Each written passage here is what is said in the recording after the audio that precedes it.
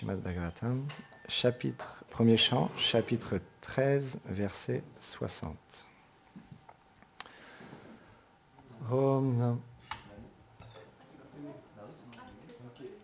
Excusez-moi, donc chapitre 14, versets 1 et 2. Om Namo Bhagavate Vasudevaya.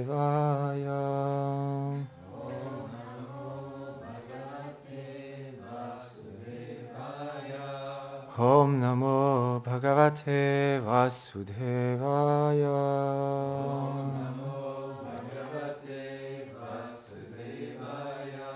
Om Namo Bhagavate Vasudevaya.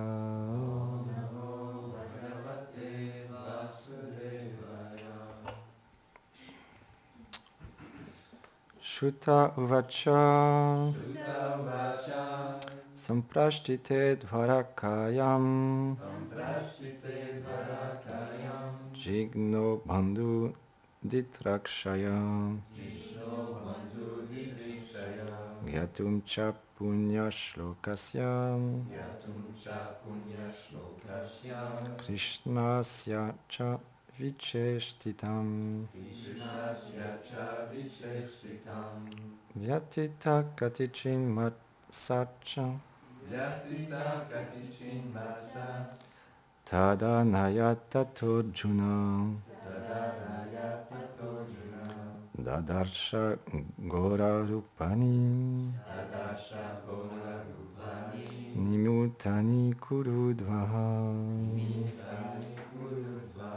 Traduction. Sutta dit: quelques mois étaient passés depuis qu'Arjuna était allé à Dvarka pour obtenir des nouvelles sur le Seigneur Krishna, dont le nom purifie les auditeurs, et sur les affaires des habitants de Dvarka qui sont liés au Pandava. Son retour était attendu depuis des mois, mais il ne revenait pas.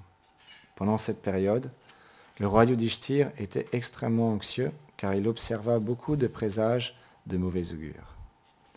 Commentaire. Srila Vishwanath Chakravarti Thakur, dans le 14e chapitre, selon Srila Vishwanath Chakravarti Thakur, dans le 14e chapitre, il est expliqué comment le roi Yudhishthir a compris la signification des signes de mauvais augure qu'il percevait, quand il a vu Arjuna arriver en détresse.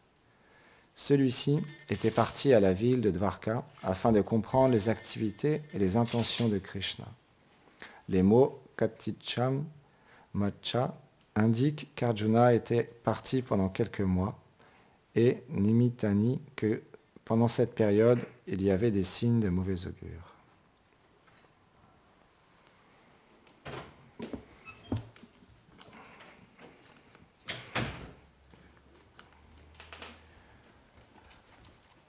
Om Agyanati Mirandasya Gyanam Jaram Sharakaya Shakshu Militam Yena Tasme Shri Gurave Namaha. Namam Vishnu Padaya Krishna Preshtaya Bhutare Shrimati Bhakti Vedanta Swami Niti Namine. Namaste Sarasvati Deve Gauravani Pracharine Nirveshesha Shunyavadi Pashatyare Shatarine. Jai Shri Krishna Chaitanya Prabhu Nityananda Shri Advaita Gadadhar Shivasadi Gaura Bhakta Vrinda.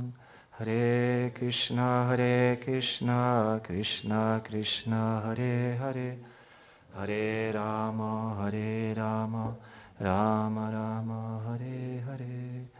Vrindaye Tulasi Devyai Priyaye Keshavasya Cha Krishna Bhakti Pratyadevi Satyavate Namo Namaha. Vanchakarpatarubhyacha Kripa Sindhu Yahevacha Patitanam Pavanebhyo Vaishnavebhyo Namo Namaha. J'implore la miséricorde de mon maître spirituel, ainsi qu'à Govinda Maharaj et à toutes les dévotes et les dévots ici assemblés, pour parler sur les gloires de Krishna. Krishna, il explique dans la Bhagavad Gita qu'il descend dans ce monde pour accomplir ces divertissements, pour rétablir le dharma, le principe de la religiosité. Et c'est comme des cycles sans fin où le Seigneur, il descend dans ce monde et il accomplit ses divertissements, il rétablit le dharma et ensuite il va dans un autre univers et de nouveau il accomplit ses divertissements avec ses associés. Et quand il descend dans ce monde, comme on explique, il ne vient pas seul, il vient avec beaucoup de monde. Et la première expansion de Krishna est Balaram. Nous, on est très fortunés, on a une Balaram qui est très présent ici, au temple de Vraj Bhavan.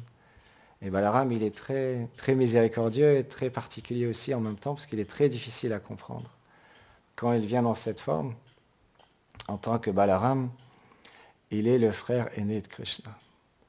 Et donc c'est expliqué, quand ils sont à Vrindavan, donc ils accomplissent différents divertissements d'enfance. Parce que Krishna, il a différentes relations avec ses associés éternels. Donc, il a une relation plus dans une attitude de service, dasyaras, une relation dans l'amitié, la fraternité, le sakyaras, une relation dans la parentalité, le vatsalaras, et dans les relations amoureuses, madhureras.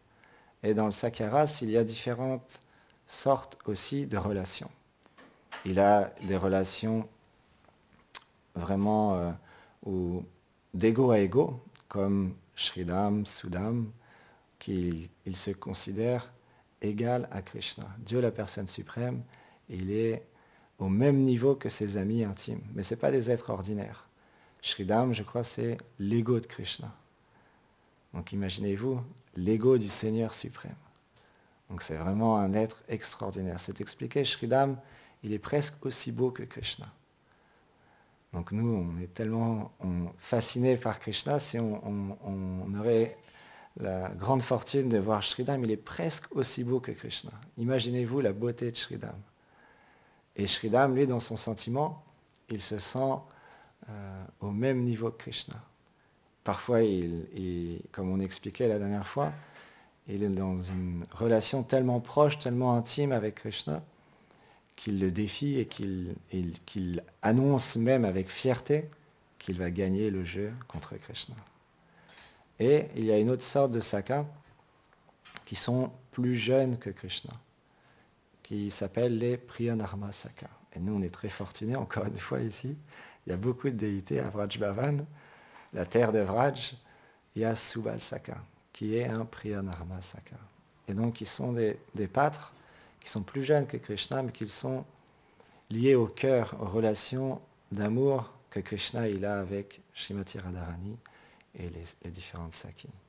Donc ils sont des pâtres très très spéciaux aussi, et ils servent Radha et Krishna. Donc c'est un sujet qui est très confidentiel, on ne va pas rentrer dans tous les détails.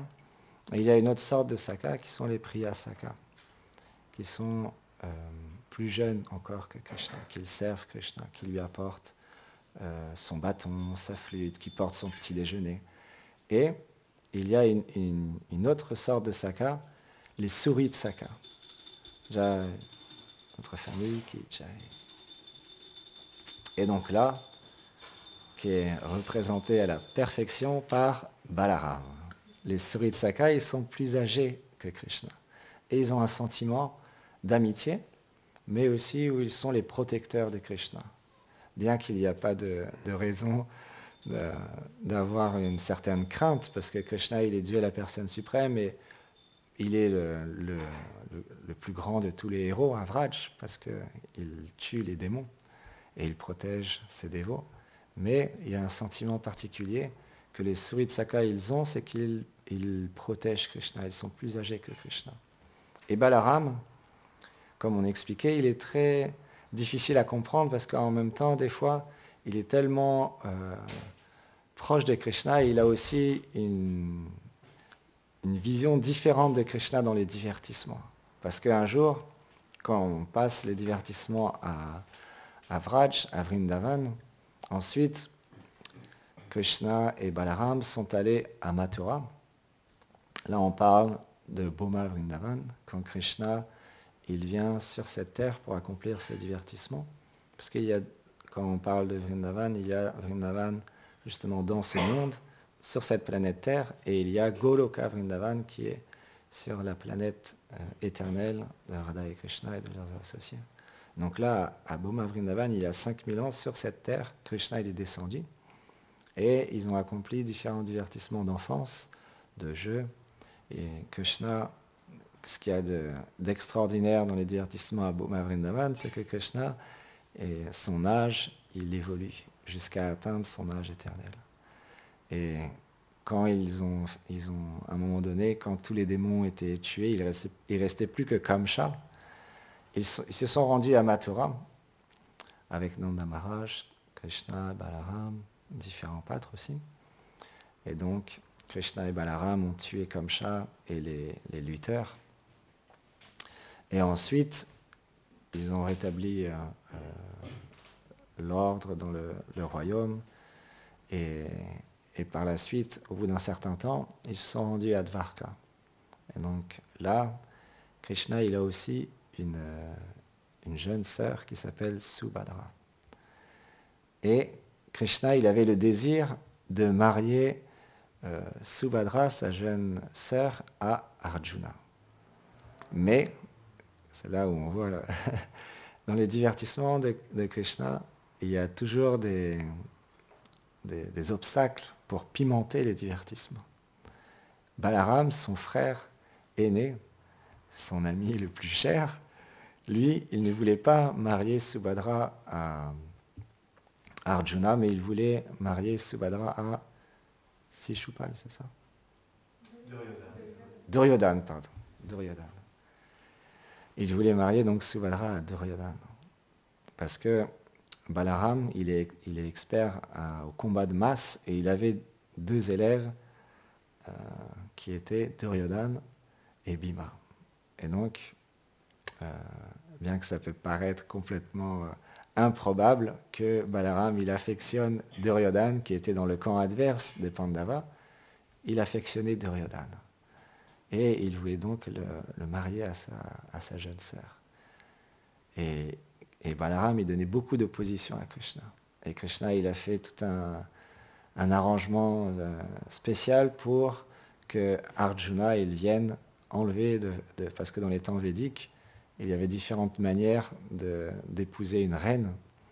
C'était soit avec l'accord de la famille, les arrangements, ou soit en tant que kshatriya, en tant que guerrier, ils venaient avec leur char, une armée, et ils kidnappaient la princesse. Et c'est ce qu'a fait Arjuna. Parce que Krishna, il voulait vraiment qu'Arjuna il épouse Subhadra, alors il lui a demandé de venir kidnapper sa sœur, parce que Balaram, il était opposé au mariage. Et Balaram, il était vraiment furieux. Et Krishna, il a dû apaiser Balaram pour pouvoir harmoniser de nouveau la situation.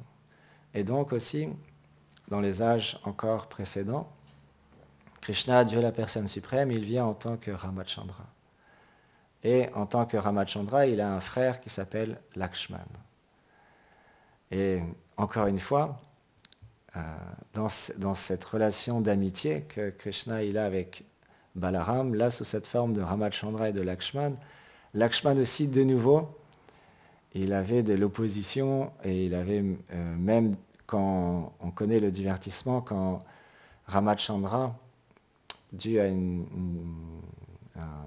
événement particulier, il a dû se partir du royaume, bien qu'il était le futur roi, et aller dans la forêt.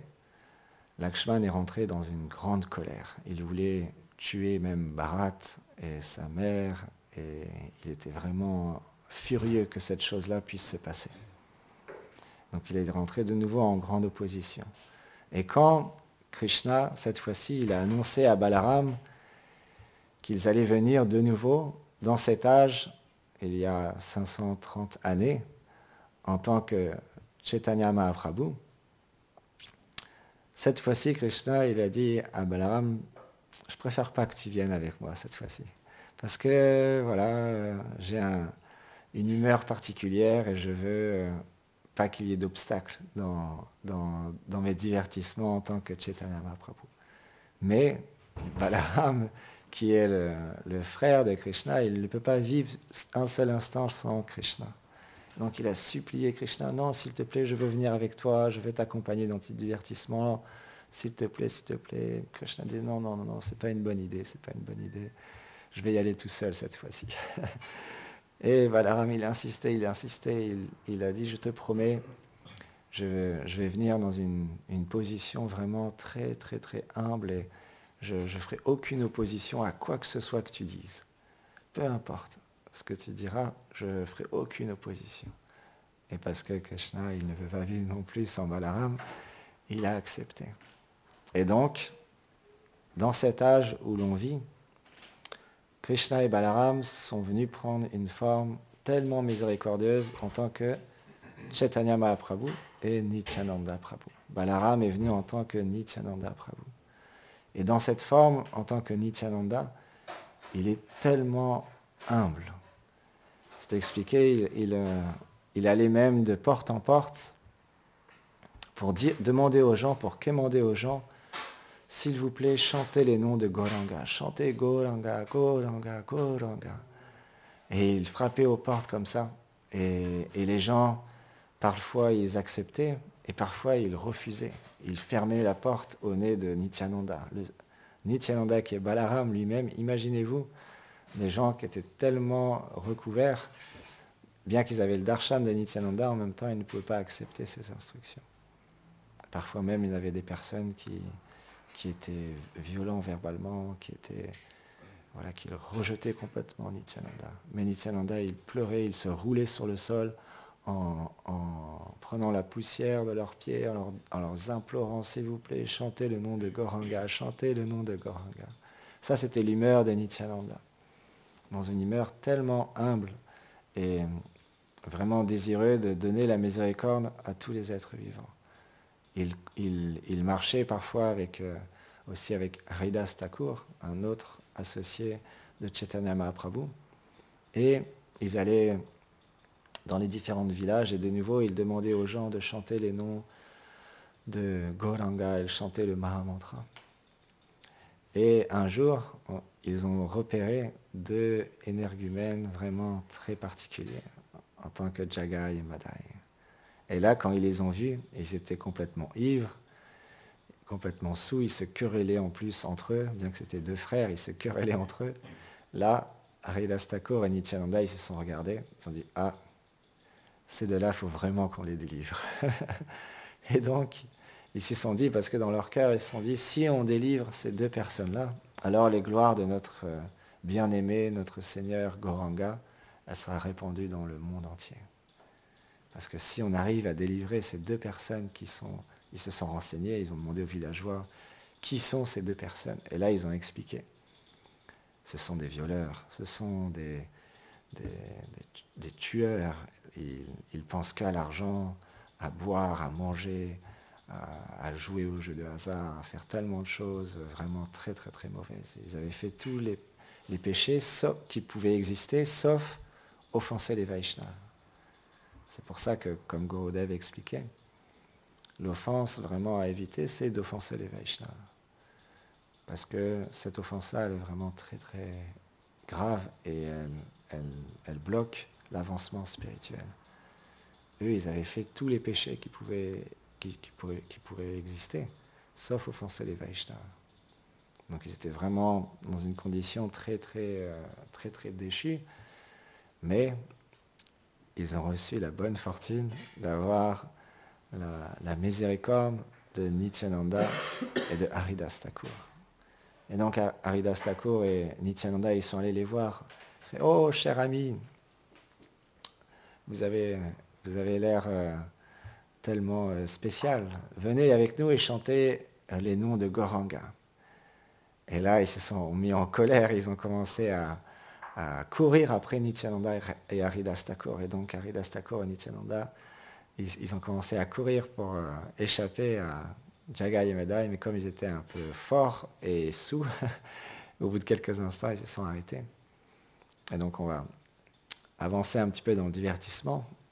À la fin du divertissement, Nityananda, il a même reçu une jarre sur sa tête en terre cuite et il a commencé à saigner par un des deux frères, je ne sais plus si c'est Jagai ou Madai, un des deux frères qui lui a jeté une jarre sur son visage et il a commencé à saigner. Mais encore dans cette circonstance, Nityananda, il priait toujours pour qu'il puisse atteindre l'amour de Dieu et donc la miséricorde de Chaitanya Mahaprabhu, même s'il avait été blessé. Ça, c'est l'humeur des Vaishnavas, c'est l'humeur des Gaudiya Vaishnavas, des purs Vaishnavas, des dévots du Seigneur. Ils sont prêts à tout pour permettre à un jiva de retourner à Krishna. Et Nityananda, comme il est le frère aimé de Chaitanya Mahaprabhu, quand Chaitanya Mahaprabhu, ses associés lui ont dit ce qui se passait, il est venu sur le lieu et il était prêt à trancher la tête, à tuer Jagai et Madai. Mais Nityananda, il a imploré son frère de le pardonner. Et donc, par la puissance de Nityananda, Chaitanya Mahaprabhu s'est apaisé et il a accepté de donner sa miséricorde à Jagai et Madai, même s'il avait frappé son frère Nityananda. Et donc, leur vie a complètement changé.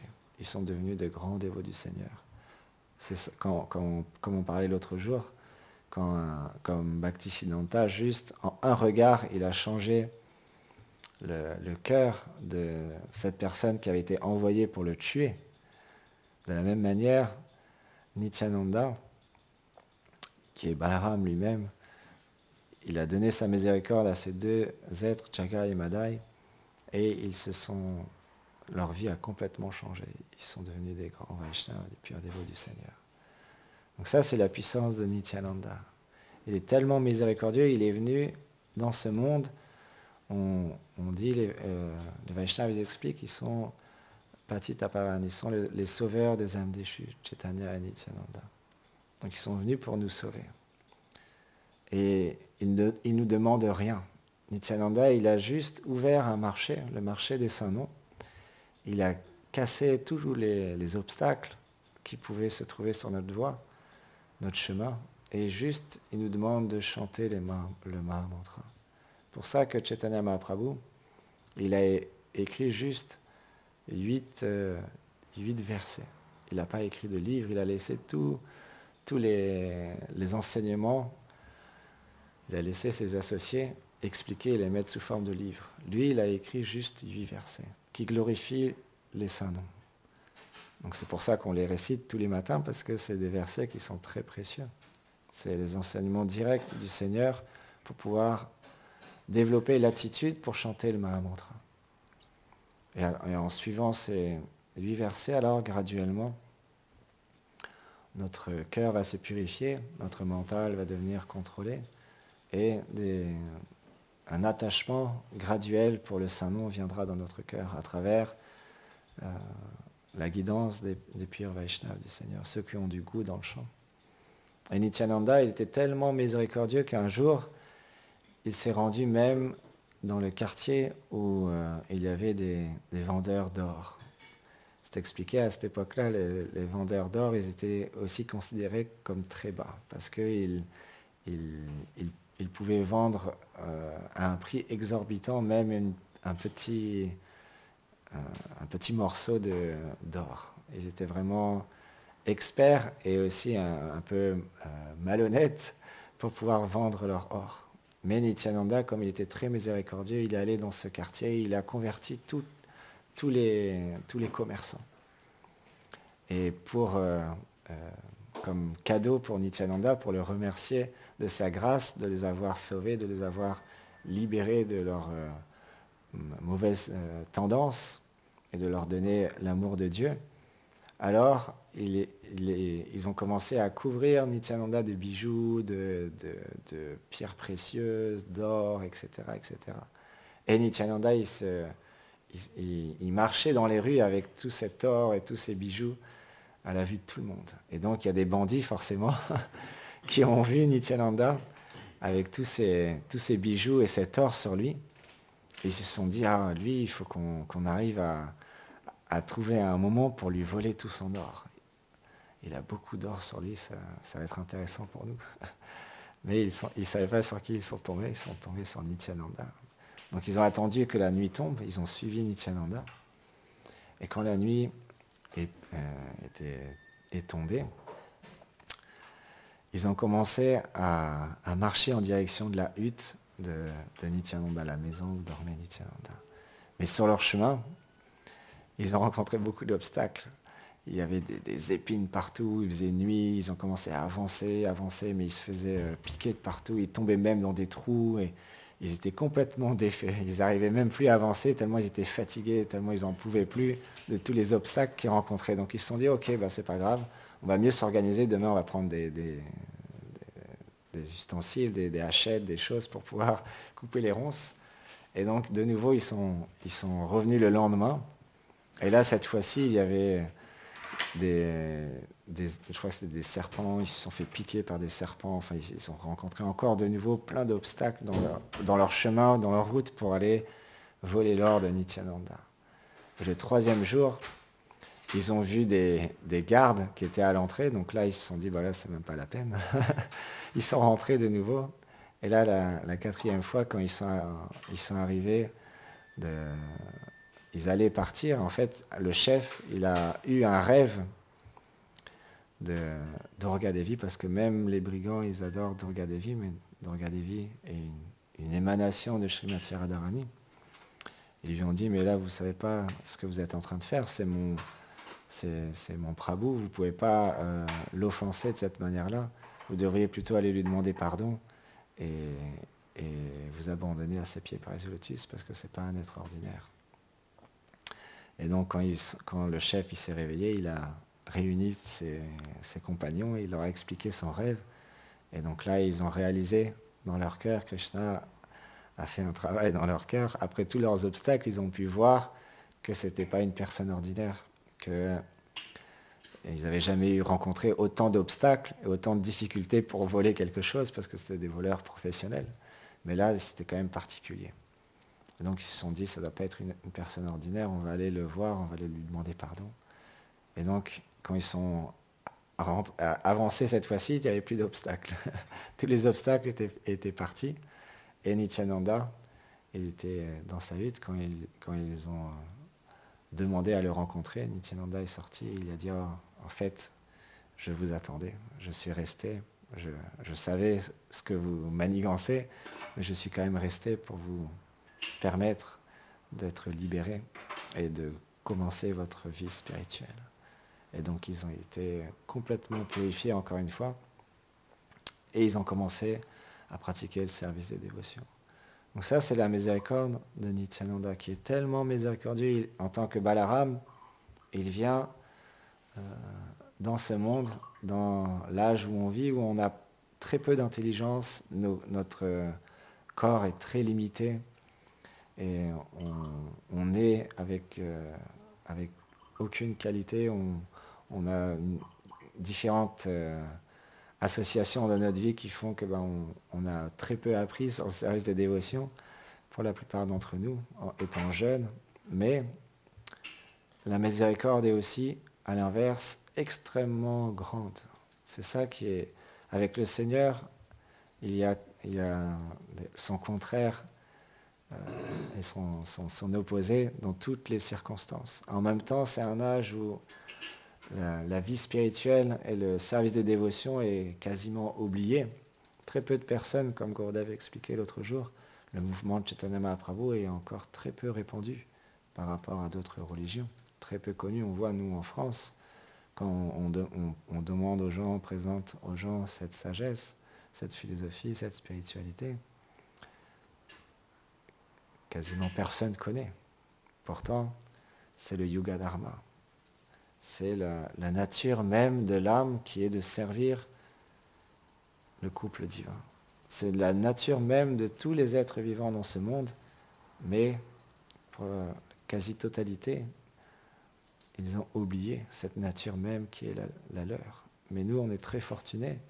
Par l'association des Vaishnavas, par la miséricorde de Nityananda, on a l'opportunité de vivre ensemble, de s'aider les uns les autres, à avancer sur le chemin spirituel, de se donner de l'enthousiasme dans notre vie spirituelle, à travers les échanges qu'on peut avoir dans notre vie quotidienne et à travers les services que le maître spirituel nous donne, et de partager aux autres.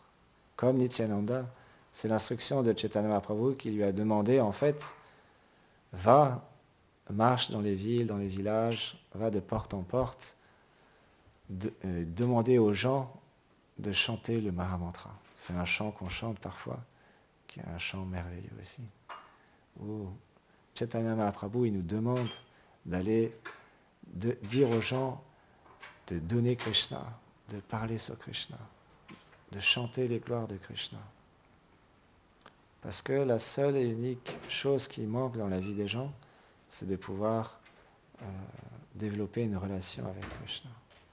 Parce que quand on développe une relation avec Krishna, alors, Srila Prabhupada il dit, just chant and be happy. C'est juste ça le slogan des Vaishnavas. Il n'y a pas besoin que ça soit compliqué. Chant and be happy. Chantez et soyez heureux. Parce que quand on chante, alors la félicité vient dans notre cœur. Mais il ne faut pas se décourager. Parce que Srila Rupa Goswami, il a expliqué dans l'Upadeshamrita, la nature du chant fait que c'est comme quand on veut guérir d'une maladie comme la jaunisse.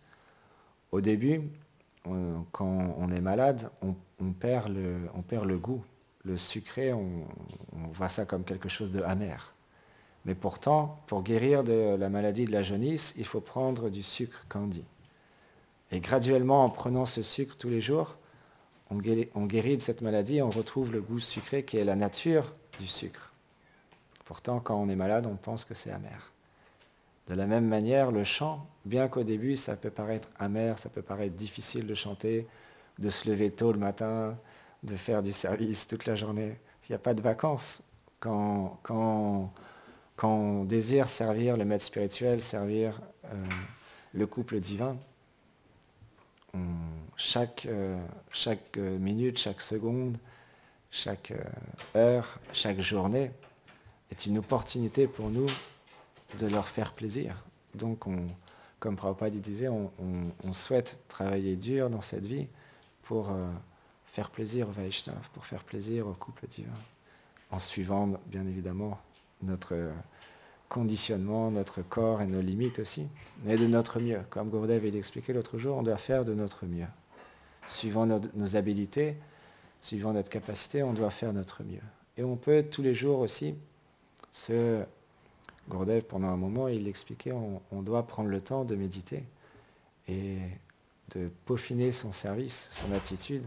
Est-ce que j'ai eu une bonne attitude aujourd'hui avec les frères et les sœurs, avec les êtres vivants, avec les gens dans la rue? Et est-ce que j'ai fait de mon mieux aujourd'hui ou est-ce que j'étais un petit peu feignant ou un petit peu négligent dans mes services? Et est-ce que je ne pourrais pas améliorer cette chose-là? Ça, c'est les Vaishnavas, ils nous demandent toujours d'être introspectif, que ce soit dans notre chant des saints noms et dans notre service et dans notre attitude. Dans tous les aspects, on doit toujours s'améliorer. Un Vaishnava, il explique, même un pur Vaishnava, il ne s'arrête pas à un moment donné. Il évolue toujours. On voit les Vaishnavas, ils disent toujours qu'ils évoluent. Et leur humeur, leur mission, leur service, il évolue toujours. Parce que dans la transcendance, il n'y a aucune limite aussi à découvrir le couple divin, à découvrir leur divertissement avec leurs associés. Il n'y a pas de limite. Donc de la même manière, dans ce monde, il n'y a pas de limite à servir le couple divin. Parfois, on peut entendre des personnes « Oh, moi, j'ai pas de service » ou « Je ne sais pas quoi faire ». Mais dans un temple, dans une mission, c'est pas possible. Impossible.